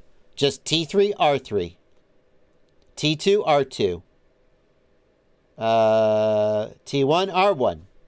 Done. You just got your UARTs. Should have. Where's the S-bus pad? Okay, one UART dedicated to S-bus. And one UART dedicated to telemetry for F-port. So you are losing a couple UARTs, but still, you got 3 full UARTs. That's pretty good. That's pretty good. Okay, you give up a little. It's got Bluetooth on board. It's ridiculously good for the price. Is the ESC as good as like $140 Acon ESC? I mean, probably not, but at this price, you give it a try. You know? Like, if I were shopping for myself out of my own budget and I had to justify all my purchases to my wife, this would be the only flight controller and ESC I would buy. And I would just make it work. And that, frankly, I haven't heard, like, complaints about the durability. Like, I haven't heard a bunch of people going, the SpeedyBee ESC died on me, SpeedyBee sucks. So probably, just based on the winometer that is my inbox, probably the durability is as good or better than average. And if you want, you go up to the F7. Now, the F7's more expensive. The F7's more expensive. It's $120 for the stack. But now you've got, like how many UARTs? You got a lot of UARTs. 1, 2, I think you got like 5 UARTs. 3, 4. I think there's like 5 UARTs. Got plenty of UARTs. Just does it all. Yeah, anyway. BL Heli S. Just put Blue Jay on it. Make it work. Yeah, I bought a BL Heli S ESC by accident for my recent QAVS builds. And I was just like, okay, just put Blue Jay on it. I didn't want to pay the money for BL Heli 32. It'll be fine. Flying Baguette. Thank you for 20 Swiss francs. What are your thoughts on the leaked photos of the Tango 3? I don't have any thoughts about them because no one will share a link to me where I can see them. Someone share me a link where I can see these leaked photos of the Tango 3. That's a little too close to home there. A little too close to home there. Stefan Lockton, was that a joke? Alrighty. Caught up on the super chat. Go to Mads Tech's Discord. Okay. Where is Mads Tech's Discord? Am I in Mads Tech's Discord? I really ought to be. Can someone just frickin' send me a link? Like, how hard is this? Okay, apparently I'm... Where... The frickin'...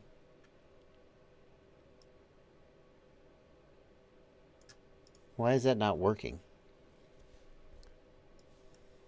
It's not working. It's just doing this. I don't have access to this server. I don't have access. Screenshot it for me, for God's sakes. I'm apparently not on this server. Madstech, why am I not invited to your server? Probably not a patron. No, I am a patron. I don't think he does that anyway. Screenshot it. Post it in the Discord, please. Help me. Help me. Okay, continuing. Stephen Lockton. Thank you for a $5 super chat. Fried the stack on my GetRC Mark V running a Caddx Vista. What stack would you recommend? I guess the SpeedyBee. So I just spent like 5 minutes ranting. Thank you. Thank you, Discord, for saving me the work. Okay, so Rabbit Ambulance says, I shouldn't be showing this because I'm under NDA, but I trust you guys. That's bullshit. That's already bullshit. The way I read that sentence is, this whole thing is bullshit and I'm trying to trick you. Like, no one sharing images on a Discord would expect them not to get shared. So either Rabbit Ambulance has intentionally decided to blow their NDA, Rabbit Ambulance is part of a marketing strategy where they're leaking this on purpose, or the whole thing is a lie. But this idea that Rabbit Ambulance is breaking the NDA just for you guys is nonsense. So this is a Tango 2 running the ExpressLRS Lua script. They can already do that. Mine does that. I have a whole video about putting ExpressLRS on the Tango 2. And then, what is this? Is this supposed to be like Tango 3 in the back? I mean, that's barely legible. So who the hell knows what that says? Okay, so this is nothing. This is just a Tango 2 running the ExpressLRS Lua script. That's nothing. It's meaningless. Next. What do we got? This is meaningless. It's just a Tango 2. I can do that right now with my Tango 2. It has the Lua script on it.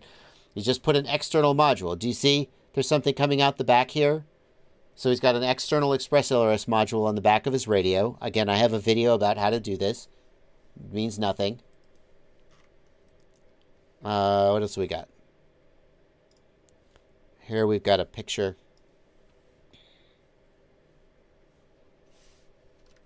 It's a barely legible image. No way to tell if it's been modified. It barely seems to say Tango 3. So who knows?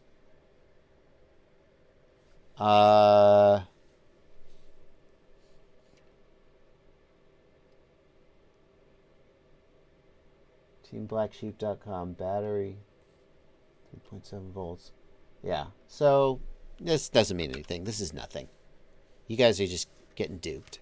It's fake. It's like surely fake. There's nothing there that in any way indicates that this is not fake. I can make these pictures today. So I'm going to go with fake. That's where my money is. Fake. Yeah, like, hang on.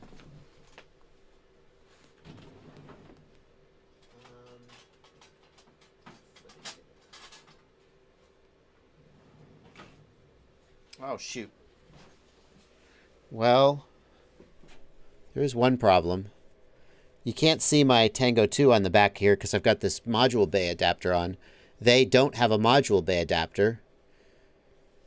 That's the only interesting part, but that could just be two separate radios. We don't know. So that's the first interesting part.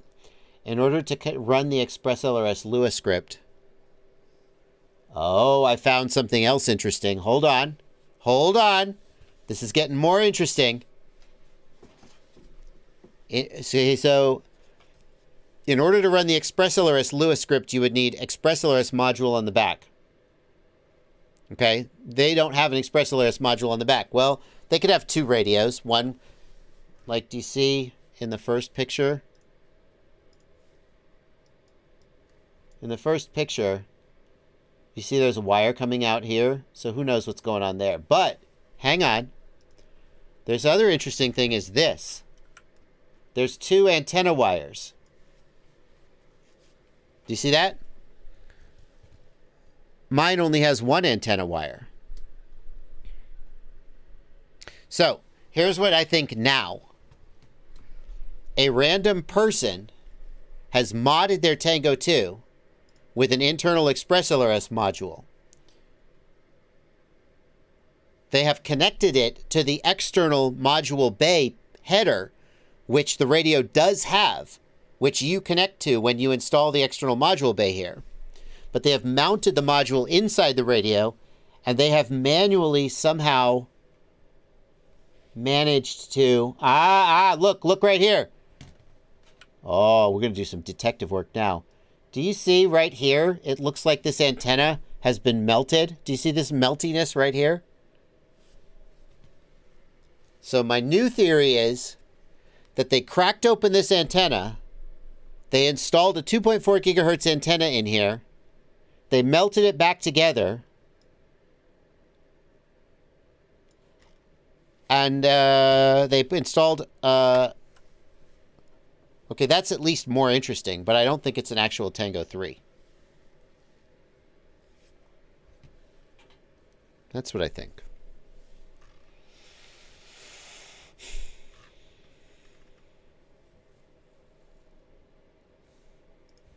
That's clever. I don't think this is a new product from TBS, though. It's at least interesting, though. There's a guy on YouTube who published a video on how to do this just yesterday. Yeah. Yeah, okay. Mangarilla released a video of internal XpressLRS on Tango 2 yesterday. Yeah, I know that it's been done. I know that it's been done. I'm going to assume that's what we're looking at here.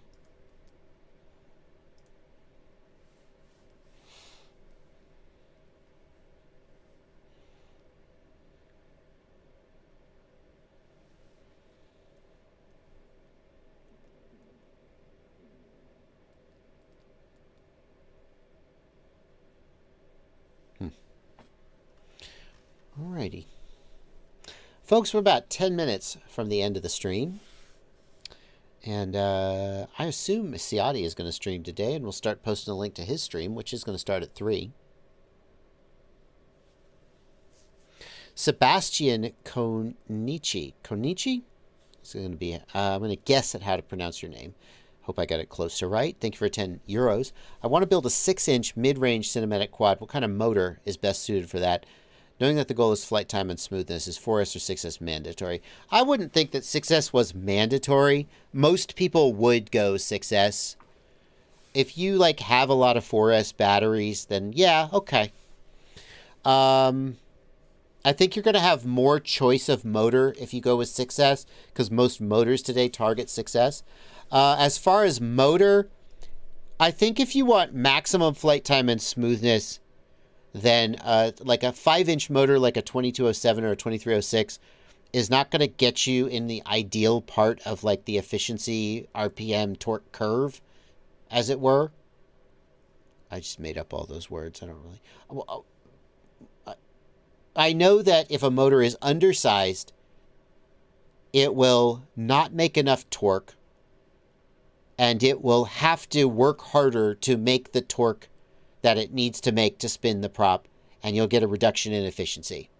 I can't really explain to you, like Chris Rosser would, all of the mechanics at play there, but like we know that if you build a 7-inch cruiser with 2806 motors, it gets longer flight time than if you build it with a 2207 motor, even though those motors are bigger, so you would think they would draw more current. But it turns out that you need to appropriately size the motor. It's the same reason that, like, you know, a big engine running slowly can get better efficiency than like a tiny engine running quickly. I don't know. Maybe it's not. So like I would shoot for something like a 25 millimeter motor, which is I think just about perfect for 6-inch, Once you get up to the 26, 28 millimeter size, I think they're oversized for 6-inch and they're more appropriate for 7-inch. Something like the FPV Cycle 25 millimeter motor could be just perfect for a 6-inch mid-range cinematic build. And you probably should just get 6S because that's where the motor KV is going to be. You're going to want something like a 1600 kV, from around 1300 to 1600 kV, depending on how much performance versus flight time you want.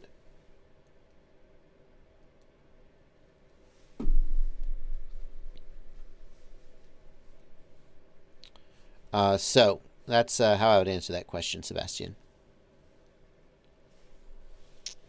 Peter Schmidt. Peter, Peter, you're asking questions. Did you go back and look at that video like I asked you to? You said you were gonna. Get back to me, Peter. Okay, I'll answer your question. I got a problem with Crossfire V3 TX module. When connected to the quad, lost link and my module goes dark. I took it out of the radio, connected to via USB, but no connection. Only when I push the button it blinks fast. And bootloader mode. TBS agent says bootloader is V000. Your module has died. Sorry, man. I could be wrong about this. There could be some quirk here that I'm not familiar with, but if it won't connect when it's not in bootloader mode, and when you try to connect in bootloader mode, it won't flash, I think your module has toasted. I think you got to contact TBS support about this.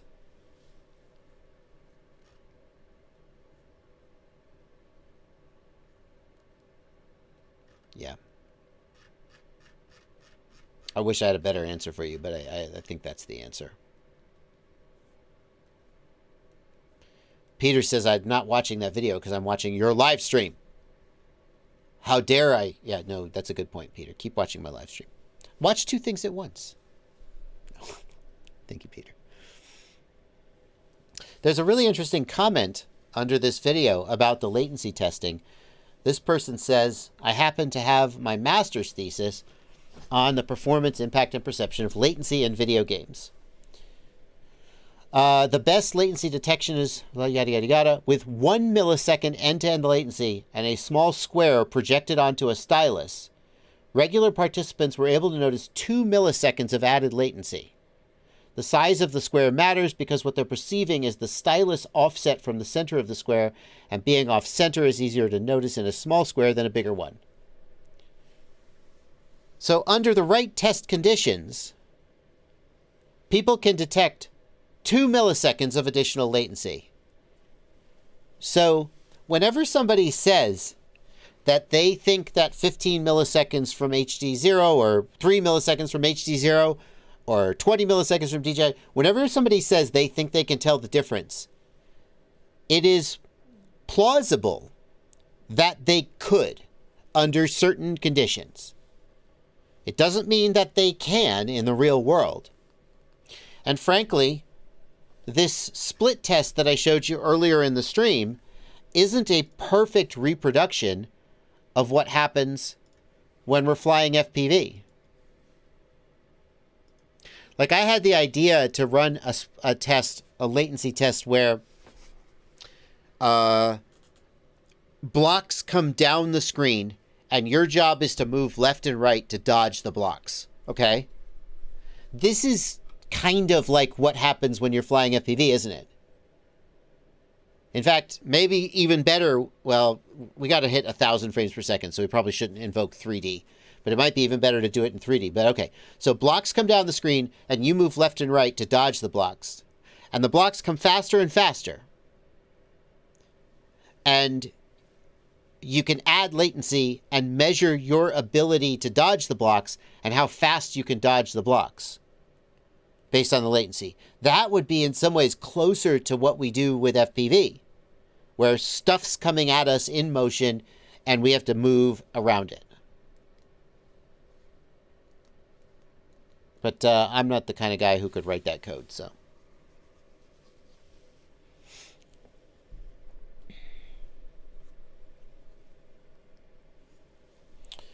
Sidian, the ICM 42688 gyro needs a very clean power supply. the gyro itself is not flawed, but flight controller designers didn't, some designers of flight controllers didn't take into account its need for clean power. And so some flight controllers with ICM 426088 gyros perform badly, but it's not the gyro's fault, it's the flight controller designer's fault, is the argument that they make. So I don't know about the Mamba Mark IV specifically. It could be good, it could be bad. It depends on the design.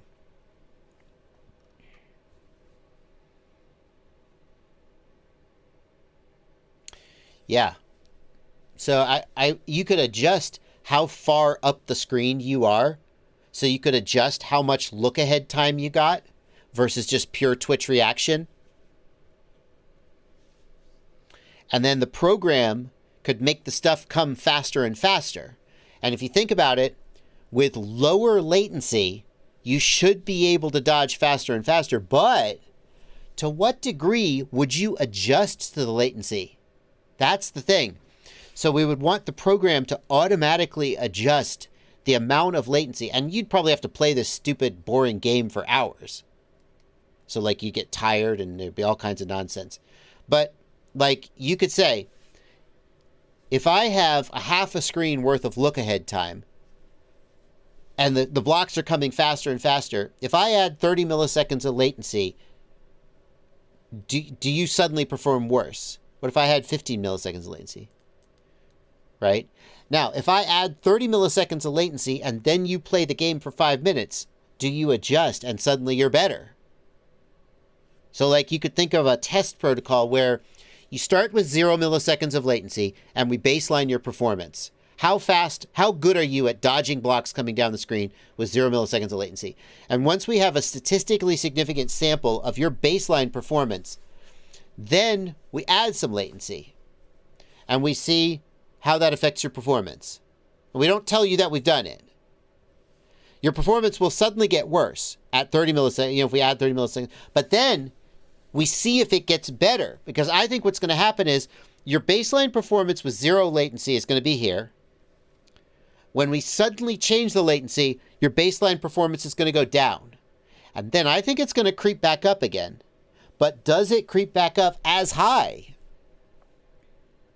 And what we really should do is we should take the latency and we should start at 0 milliseconds and then add 5 milliseconds. And you won't be able to tell the difference, and there will be no difference in your performance.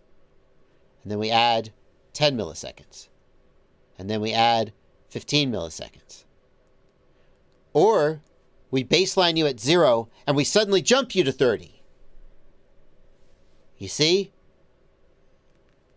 Somebody, is this open source? Is this code open source? Please make this happen. I want it. I wish I were a coder who could do this.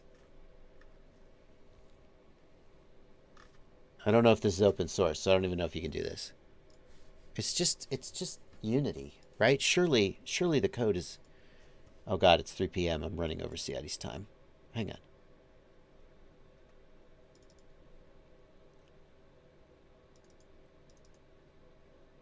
Engine. That's the Unity engine. Binaries. Damn it. Aw, damn it. Stupid binaries. Yeah, that's what I want. I want a program that basically is this, but I don't know how much that would cost to develop. I would completely pay somebody to do that. I feel like this is the kind of thing that could be developed in like 20 hours. That's really interesting. Yeah, another mode where the frame timings are randomly varied. So we test the results of unpredictable latency. Right? We have another test where sometimes it's 0 and sometimes it's 20 and it jumps around. Oh, yeah, this is so interesting. So interesting. All right.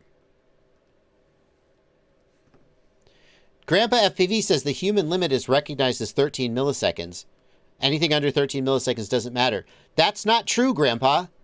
There are people who can detect a difference of 2 milliseconds in latency with reliable accuracy. So if you can detect it, then it could affect your performance. I'm not saying it does. Okay, we got to wrap up because I'm running over Ciati's time. Thank you all for coming out. Thank you, Ciati. There's a link to Ciati's live stream in the chat. Have a great stream, Ciati. I'll see you guys tomorrow at 8 p.m. where I hopefully will not be sick. And hopefully I won't be sick all this week. But if I do get sick, I want you to know that I'm glad I spent my last moments with my family and not you. Come on. Happy flying, everybody. Have a great stream, Ciati. Bye. Bye, everybody. Hello. Stop. I have to stop the stream.